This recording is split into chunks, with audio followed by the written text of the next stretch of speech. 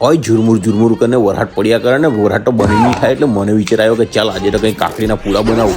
એટલે પછી કાકડીના પૂડા બનાવવાનું ચાલુ કરી દીધું ને મેં તો 2-3 કાકડી લઈ લીધી ને બધી કાકડી ફૂચુર કરીને છીણી કાઢી. ને જો કુમરી કાકડી હોય ને તો પછી એને છોલવાની જરૂર નથી ને જો પાકટ કાકડી હોય તો એને છોલવા પડે. પછી આ બરાબર એને તો નીચવી કાઢ્યું. નીચવીને બધો ગીર એક સાઈડે કરી દીધો. ગીર પછી એક ઠારામાં કાઢી નાખ્યો ને પછી એક મોટો ચોખાનો જાડો લોટ દળેલો રાખી દીધું અને પછી એકાદ નાલી વાટકી જેટલો ચણાનો લોટ લઈ લીધો અને પછી આ એક વાટકી જેટલું દહીં નાખી દીધું. 1 ચમચી લીલી ચટણી નાખી દીધી. પછી મીઠું, સંભાર, ધાણા જીરું ને ખાંડ 1 ચમચી જેટલું ખરું ને પછી બરાબર એને મિક્સર કરવાનું ચાલો ને ખચડ પચડ કરીને બરાબર બધું મિક્સ કરી નાખ્યું. આમ તેમ કરીને પછી આ તવા પર તેલ છાણીને ડેગીને રેડી દીધું. એકદમ તેલ ગરમ ને પછી તવી પર જે પૂડા મૂકવાનું ચાલુ કરી દીધું ને બરાબર આઢે કરીને દબાઈને પછી એકદમ કમ્પ્લીટ પૂરા કરી નાખ્યા ને પછી તલેસો માર કરે. મેં તો લાલ થઈ ગયો એમ કરીને તલેસો માર્યા ને બંને સાઈડ રેડ બ્રાઉન થઈ ગયા.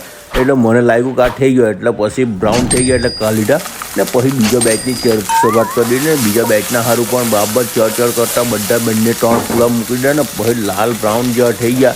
એટલે મને લાગ્યું કે આપણે એકદમ ક્રિસ્પી થઈ ગયા એટલે પછી કાઢ લેવા જેવું ખરું એટલે પછી એને સાઈડે કાઢી લીધા ને એક ડીશમાં મૂકી દીધા ને પછી ગરમ ચાય બનાવી દૂધવાળી ને પછી ખાટા ગયા ને પીટા ગયા ને વરસાદની મજા લેતા ગયા.